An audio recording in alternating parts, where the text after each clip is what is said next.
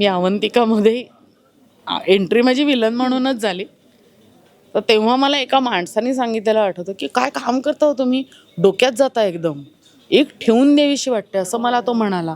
आणि मला असं वाटलं की बापरे, आपण काय वाईट काम करतोय का काय. नमस्कार, मी मधुरा शिधे आणि कलाकृती मेळा तुम्हा सगळ्यांचं मनापासून स्वागत आहे. कलर्स मराठीवर लवकरच सुरू होत आहे मी जिंकून घेईन सारं ही नवी कोरी मालिका, आणि त्यानिमित्ताने माझ्याबरोबर आहेत तुमच्या सगळ्यांच्या लाडक्या अभिनेत्री वंदना सरदेसाई. नमस्कार. नमस्कार सर्वांना. कशा आहात? मस्त. शूटिंग आहे की शूटिंग चालू आहे, नेहमी चालतं तसं. येस. आणि ज्या दिवसाची तुम्ही सगळेजण वाट बघत होता तो आज फायनली तो दिवस आला आहे की आमच्या सगळ्यांसमोर एक छान नवाखोरा प्रोमो तुम्हीही आज आमच्याबरोबरच बघितलेला आहे. तर तो प्रोमो आधी तुम्हाला कसा वाटला हे मला ऐकायचं आहे. आम्हाला छान वाटला. काय आहे ना की सिरियलचा जो गाभा असतो मुख्य म्हणजे कथा, तर त्याच्यातली थोडीशी झलक त्या प्रोमोत दिसावी अशी अपेक्षा असते आणि त्याप्रमाणे ती दिसली आहे. सो छान वाटला प्रोमो. आणि मालिका काय असणार आहे किंवा विषय काय असणार आहे ह्याची तर सगळ्यांना उत्सुकता होतीच. प्रोमोमधून काही ना काही आपल्याला झलक कायम मिळत असते. पण ही मालिकांना जसं सुरुवातीला मनवाताई म्हणाल्या की काहीतरी एक छान नव्यान आजच्या काळातला एक विषय घेऊन येते. सो ज्यावेळेस तुम्हाला पहिल्यांदा ते स्क्रिप्ट ऐकवलं किंवा तुमच्या भूमिकेबद्दल सांगितलं, एक अशी कुठची गोष्ट तुम्हाला ती क्लिक झाली की असं वाटलं की पटकन हो म्हणावं? काय आहे ना, मी आत्तापर्यंत आता जवळपास मला 25 वर्ष होऊन गेली या इंडस्ट्रीत. मी माझ्या वयानुसार मी आईचा रोल किंवा सासूचा रोल हा मोस्टली केलेला आहे. पण कसं होतं ना, 4 सिरियलमध्ये सासूचा रोल करायचा किंवा आईचा रोल करायचा, तर त्याच्यात काहीतरी व्हरायटी असली पाहिजे प्रत्येक रोलमध्ये. प्रत्येक आई ही सारखी नसते, प्रत्येक सिरियलमधली आई ही वेगळी असायला पाहिजे. सो मला आता मी माझा रोल एक्सप्लेन करायला गेले तर सगळी स्टोरी मला सांगावी लागेल, तर ते काही बरोबर ठरणार नाही. सो एवढं सांगेन की माझ्या या रोलमध्ये मी माझी सख्खी मुलं पण आहेत, माझी मानलेली मुलं पण आहेत. रादर मानलेल्या मुलांवर मी सख्ख्या मुलांपेक्षा जास्त प्रेम करते, त्यामुळं माझ्या मुलांची थोडीशी नाराजी पण आहे. सो आई म्हणून एक वेगळा फ्लेवर मला ह्याच्यामध्ये सापडला आणि मला ते करायचंच होतं, कारण आधीच्या सिरियलमध्ये मी खूप अशी खाष्ट दुष्ट अशी सासू करत होते. आणि तुम्ही जर ते एपिसोडच्या खालच्या कॉमेंट्स वाचल्या तर मी खूप बोलणी खाल्लेली आहेत प्रेक्षकांची. तर मला आता असं वाटलं की थोडंसं बॅकफूटवर जावं आणि छान गोड गोड गोड आई करावी. सो मला तशी मिळाली. पण तुम्हाला पर्सनली कोणत्या प्रकारची आई करायला आवडते? अशी खाष्ट की आत्ता जी करणार आहात ती गोड? आता मालिका चालू होते म्हणून तुम्ही आता गोड नका म्हणू. नाही, मला प्रॅक्टिकल आई करायला जास्त आवडेल. म्हणजे प्रत्येक आई ही प्रेमळ असतेच आपल्या मुलांच्या प्रती, पण तिला वास्तवाची जाणीव पाहिजे आणि त्याप्रमाणे तिने सारखं आपल्या मुलांना वास्तवाचं भान त्यांना यावं याच्यासाठी प्रयत्न केला पाहिजे.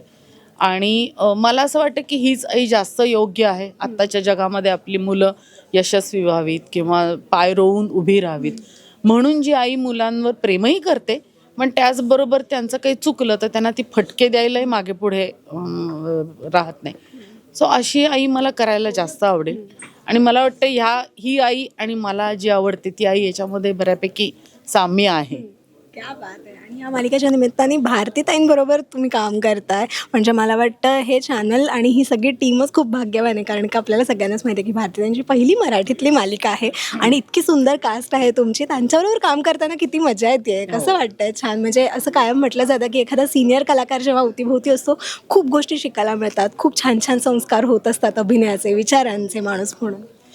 मला असं वाटतं की भारती मावशींबरोबर काम करताना, म्हणजे मी सुद्धा त्यांना मावशी म्हणते, म्हणजे त्या किती सिनियर असतील बघ आम्हाला सगळ्यांनाच ह्या वयात. म्हणजे शी इज मोर दॅन 75+ आहेत त्या आत्ता, पण ह्याच्यामध्ये सुद्धा त्या वेळेत येणार, त्या वेळेत तयार होणार. कधी त्यांना असं सांगितलं की एखादं सीन आहे तर शिरे असं त्या कधीच करत नाहीत. आणि त्या ज्या काही करतात ना त्या अतिशय प्रेमाने, त्यांच्या चेहऱ्यावर त्यांचा जो काही प्रेमळपणा आहे ना तोच आम्हाला सगळ्यांना खूप आवडतो. आणि ते सगळ्यांच्यामध्ये असे मिळून मिसळून वागतात. कधी त्यांचा असा ऑरा नाही आहे की मी खूप ग्रेट आहे आणि माझंच ऐका, असं काही नाही. ते दिग्दर्शकाचं ऐकतात, ते आम्ही कोणी काही सांगितलं तरी त्या खूप खूप गोड पद्धतीने त्या ॲक्सेप्ट करतात. आणि छान वाटतं की कोणीतरी ना युनिटमध्ये असं आपल्याला फटके द्यायला असलं की असं वाटतं की ओके म्हणजे मी काही चुकलं तर या सांगतीलच असा त्यांच्यावर भरोसा ठेवला जातो आणि मजा येते त्यांच्यावर काम करताना. कारण पाठांतर वगैरे चूक असतं त्यांचं, जे काही काही वेळेला आम्ही अडखळलो तरी ते असं नाही असं येते.